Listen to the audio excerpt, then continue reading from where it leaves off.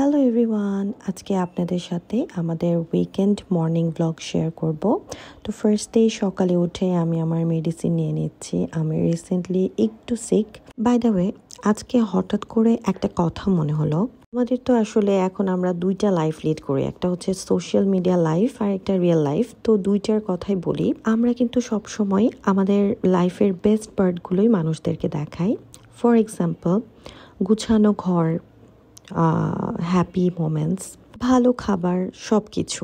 আবার অপরদিকে রিয়েল লাইফের কথা যদি বলি, আমরা কিন্তু গেস্ট আসলেই বাসা অনেক সুন্দর করে গোছাই, বেস্ট খাবারটা দেওয়ার চেষ্টা করি, তাদের সামনে বেস্ট বিহেভিয়ারটা করার চেষ্টা করি। সহজে বলতে গেলে আমরা যেটা দেখাতে চাই মানুষ কিন্তু সেটাই দেখে।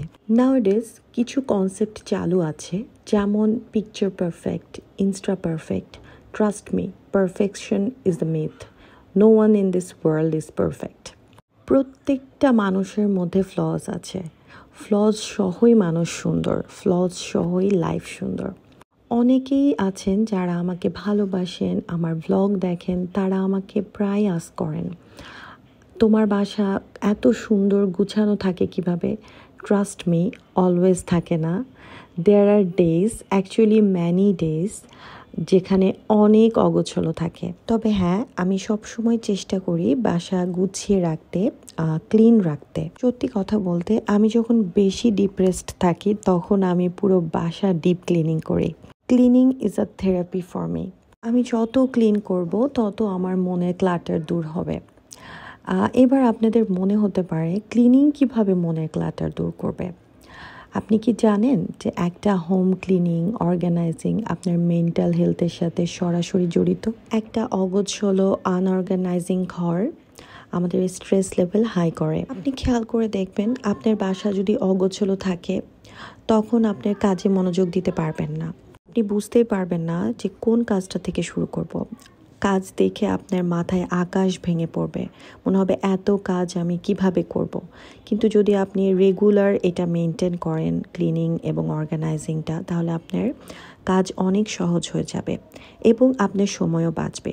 কিভাবে সময় বাঁচবে? সেটা হচ্ছে, ঘর অগোছালো থাকলে কোনো কিছুই খুঁজে পাওয়া যায় না।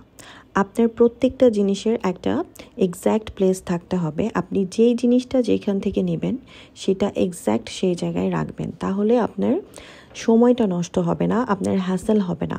একটা গোছানো ঘরের কিছু পজিটিভ সাইড আছে, যেমন কাজে মনোযোগ দিতে সাহায্য করবে আপনাকে একটা গুছানো ঘর, আপনার সময় বাঁচাবে, আপনার সেলফ কনফিডেন্স বাড়াবে, আপনি প্রোডাক্টিভ কিছু করতে পারবেন, আপনার স্ট্রেস লেভেল কমাবে, আপনার লাইফের রেগুলারিটি মেনটেন করতে পারবেন এবং আপনি সোশ্যাল হবেন।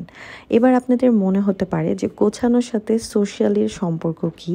আপনি খেয়াল করে দেখবেন, হঠাৎ করে আপনার একটা ফোন আসলো, আপনার বাসায় কোনো একটা গেস্ট আসতে যাচ্ছে, কিন্তু আপনার বাসা যদি অগোছালো থাকে আপনি কি পরিমাণে স্ট্রেসড হয়ে যান যে আমার বাসা গুছাতে হবে।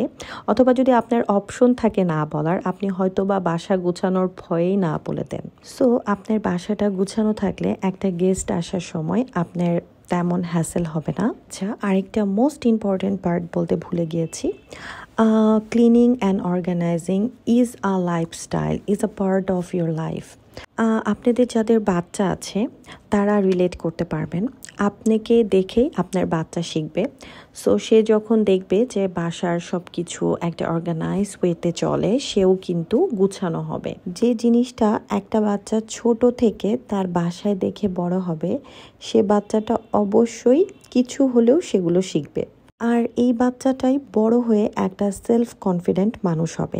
আমরা তো সবাই চাই আমাদের বাচ্চা বড় হয়ে স্বনির্ভর হোক। একটা কথা জানেন তো, ছোট বাচ্চাদের শেখানো অনেক সহজ, যখন তাদের নিজস্ব কোনো আইডিওলজি তৈরি হয় না, কোনো বদ অভ্যাস তৈরি হয় না, সেই সময়টাতে তাকে সুন্দরভাবে গড়া সম্ভব। আর এই কাজটাই আমাদের বাবা মাদেরকে করতে হবে। তাই ছোট থেকেই আমাদের বাচ্চাদেরকে একটা শেপ দেওয়ার চেষ্টা করতে হবে, যেটাতে তারা বড় হয়ে তাদের জীবনটা সহজ হয়, কনফিডেন্ট একটা মানুষ হয়, দায়িত্বশীল একটা মানুষ হয়। আর বাসার এই ছোট ছোট কাজগুলো থেকে কিন্তু একটা মানুষ দায়িত্ববান হতে শিখে। কতটুকু শেখাতে পারবো জানি না, কিন্তু চেষ্টা করছি আর চেষ্টা করতে থাকতেই হবে। প্রত্যেকটা বাচ্চার ধরন চিন্তা ভাবনা আলাদা, এই জন্য একজন বাবা মা হিসাবে আমাদেরকেই বুঝতে হবে যে আমার বাচ্চাকে কিভাবে আমাকে ট্রেন করতে হবে। আমি আমার বাচ্চার ক্ষেত্রে চেষ্টা করি, কতটুকু পারবো জানি না, বাট চেষ্টা করি। ও কিন্তু মাত্র 6 বছর বয়স, কিন্তু মাশাল্লাহ ও ঘর গোছানোটা অনেক ভালো বুঝে। একটা গেস্ট আসার আগেই সে নিজেই, আমার বলা লাগে না, ও কিন্তু ঘর গোছাতে থাকে।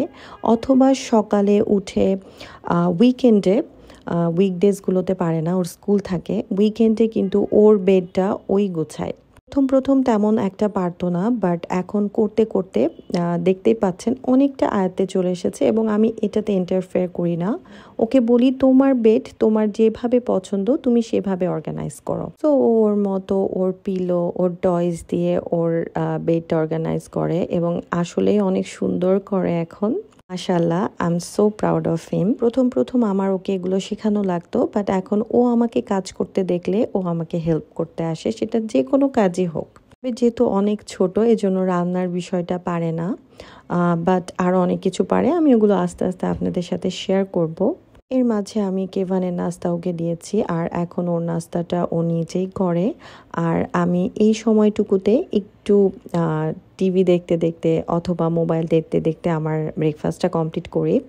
আর আমি রোডিস অনেক পছন্দ করি, তো এই বছরের রোডিসটা অনেক ভালো হচ্ছে। আমি ওইটাই দেখতে দেখতে আজকে মর্নিংয়ের ব্রেকফাস্টটা করছিলাম। তারপর ব্রেকফাস্ট শেষ করে কেভানকে পড়তে নিয়ে বসলাম। আমি ওকে রুটিন করে সকাল এবং সন্ধ্যায় পড়ানোর চেষ্টা করি, এবং সেটা 15 মিনিট হতে পারে, আধা ঘন্টা হতে পারে, যে কোনো সময়। বাট আমি এই অভ্যাসটা ওর মধ্যে ক্রিয়েট করতে চাই যে সকাল সন্ধ্যা পড়তে বসতে হয়। তবে দেয়ার আর ডেজ যখন সে হয়তোবা বিকালে আমরা কোথাও বেড়াতে যাই, তখনও বিকালে বা সন্ধ্যায় পড়তে পারে না, সেই পড়াটা সে সকালেই কমপ্লিট করে রাখে। ও নিজে থেকে বলে যে মাম্মা আমি সকালে পড়ে ফেলি। প্রত্যেকটা মানুষের লাইফে একটা রুটিন থাকতে হবে, আর এই রুটিনটা থাকা খুবই জরুরি। সেটা বাসার কাজ হোক, পড়াশোনা হোক, বাইরের কাজ হোক, এভরিথিং। আমাদের প্রত্যেকেরই প্রত্যেক দিনে একটা টু ডু লিস্ট থাকা দরকার। এতে আমাদের লাইফটা অনেক অর্গানাইজড হয়, এবং প্রত্যেকটা কাজই অর্গানাইজড ভাবে করতে পারি। তো এই ছিল আমাদের আজকে উইকেন্ড মর্নিং, এবং অনেক অনেক বিষয় নিয়ে কথাও বললাম। আই উইশ এগুলো আপনাদের হেল্প করবে।